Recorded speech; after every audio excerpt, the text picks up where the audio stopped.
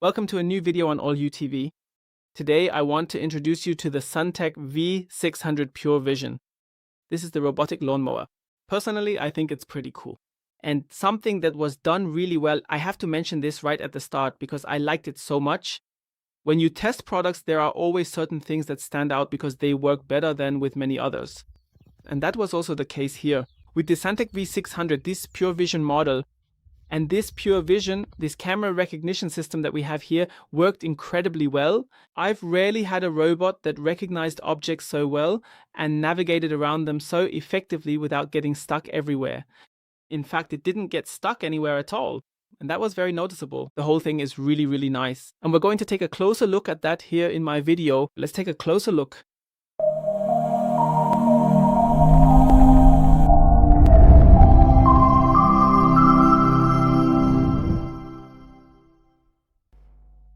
Basically, the Mero border here from Suntek, this V600 Pure Vision, is built in a relatively simple way. You just have to say that it's often the case with a Mero border. Where Mero borders differ a bit is, of course, in their functions, but in the end, it's just as you would imagine a Mero border to be. So it's intelligent, as you would expect, and it has pure vision. Here we have the option to set the cutting height, which is relatively simple to do. We also have the disc underneath, which we can see here on the underside. Yes, here is our disc, which rotates here. We have a stop button, and we also have a rain sensor integrated here. This means that whenever it starts to rain, it returns to the station, and then after a while, it starts up again and waits for its next instruction. I think if we take a quick look at the app later, we'll see that we can also set the time, I believe. I think, just off the top of my head, 180 minutes is set as the default before it starts up again, provided that the rain sensor is no longer triggered. So that's how the whole thing is set up. As I said, up here at the front, this is the heart of it all, the camera.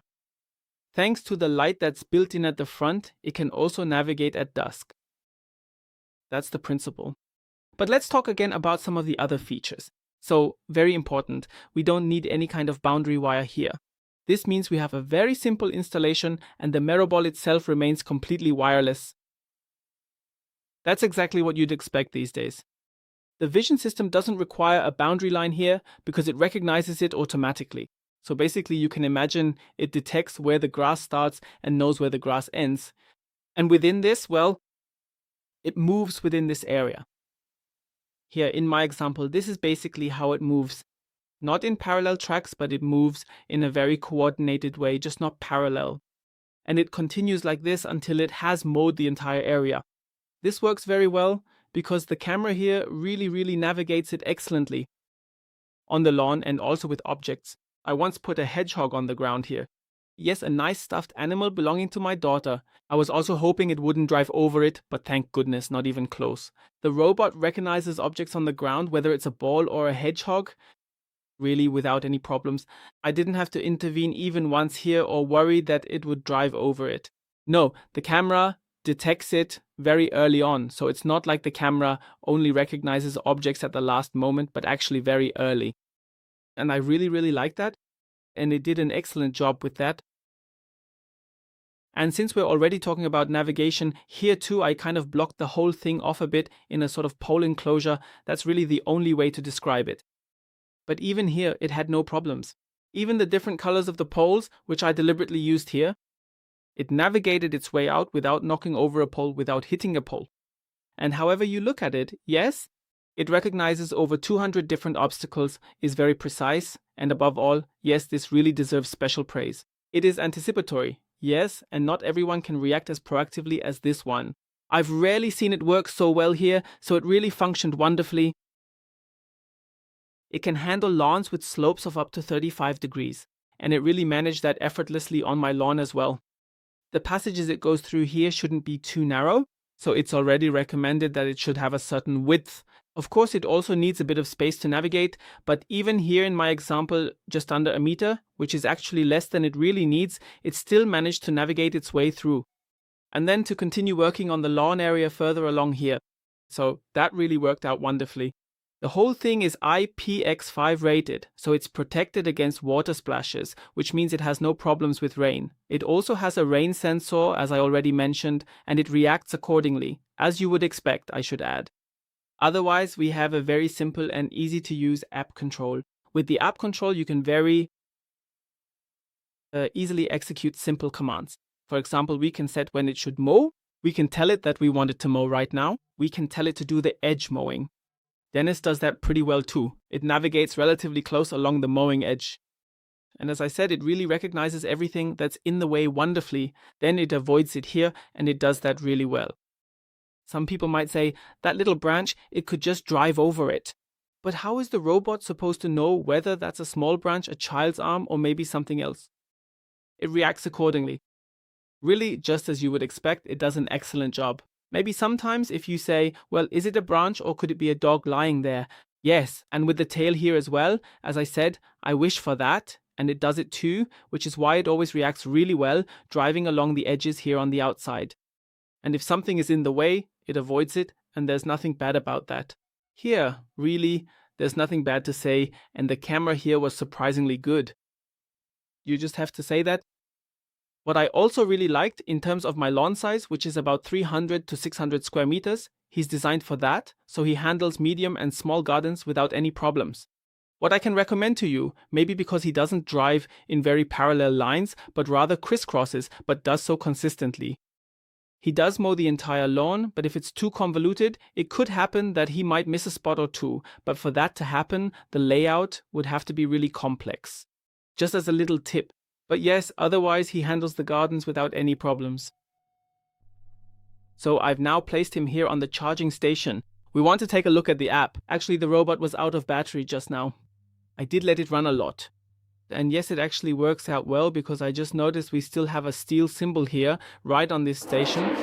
Maybe you can see it better this way. So we have a red light here. This station shows here on the hand it basically displays the LED status indicating what the robot is currently doing. In this case, it's charging. And then it's red. Alright, now I want to quickly show you the app because, well, for that it needs to be turned on, of course. So let's take a look at the app together now. Yes, I'll show you the app on the screen so we can take a look at it together. Here we see the robot displayed along with the charging status, as I mentioned. Yeah, it was almost empty, just 1%. That's why I plugged it in right away. Makes sense. Let's continue. Here we have the option to set edge mowing after 24 hours of operation. So edge mowing, after 24 hours of operation. So basically we have a standard mode. Yes, in that mode, it covers everything. Right at the beginning, before we start here, maybe I didn't mention this, it drives around the property once. It does this fully automatically as well. You don't have to create a map manually here in any way, as you might imagine.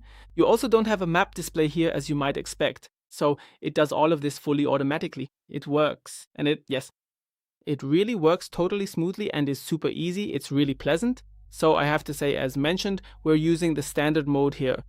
We have here, on the one hand, there's edge cleaning, and here we've prioritized edges more. You can set that in the mode and then you can start right away. You can also control the robot here, for example, send it home or start charging. And here I have the settings options again. If I tap the 4 dots at the bottom right, then we can set up a schedule here basically. Then here we have the rain delay. As I mentioned earlier off the cuff, 180 minutes, I was pretty accurate there. That's how long it rains. You can also shorten the whole thing. So that's possible. You can also deactivate the rain sensor. If you want, you can adjust the voice volume. I think that's really nice too. There are different voices to choose from here, and you can also adjust the volume, which I personally think is really, really good. I've often had a mower that was pretty loud and I couldn't turn the voice down. Adjust it. It was a bit unpleasant because it would actually shout so loud that even the neighbors could hear it. So that's super cool too. Yes, and then here we can see the maintenance hours that are remaining. So we have these 3 blades underneath on the disc, basically these razor blades that spin here, and then maintenance is handled automatically. You get a signal saying, hey, maybe it's time to change them. If they're dull, it's not good for the lawn. You know that. I think that's cool. There's also manual control, so if you want to drive it somewhere yourself. As I mentioned earlier, if the garden is a bit too tricky, it makes sense to drive it there manually. Why I personally think that's important is simply because I don't need a lawnmower anymore. Not at all, because if necessary, I can just drive the robot there. It's also super convenient and not a... So as you can see, we have a few settings here that you can adjust. You can also change the pin. You can also perform updates right here. That's not an issue. You don't need to connect the robot in any way for that. Everything works via Wi-Fi, and that's super convenient. Otherwise, that's really all there is to it. It's just as simple as you see here. It really is that easy. They've kept it very straightforward and uncomplicated. Just set up the robot, start it, and off it goes. So that's also an option. I think in this price range under 600 euros, it's a lawnmower, or rather a lawn mowing robot, I should say, that really impresses with its camera. That's my personal highlight here. And otherwise, the lawn is mowed, and there's really nothing to complain about. In my case, I've shown you several times, it really did a great job. The robot really runs without any problems. It didn't have any malfunctions of any kind, never got stuck or missed a signal, nothing at all. The robot just ran smoothly. That's exactly how it should be. With its simple operation, in my opinion, it fulfilled exactly everything you would expect from a robotic lawnmower. It takes the work off your hands, causes no trouble, and just works. I hope I was able to give you some insight. Here with the Suntek V600 Pure Vision, for me, as I said, it's really a good robot and definitely doesn't need to hide here. You can find all the information about it below in my description. Feel free to read through everything again if there's anything else you want to know. Otherwise, feel free to leave a comment. I'll try to answer your questions. Leave a like, subscribe, that would be awesome. Hype up the video, support the channel, I would really appreciate it, absolutely. And I hope I was able to give you some insight here into the Suntek V600. That's it from my side, and see you next time on AlHuTV.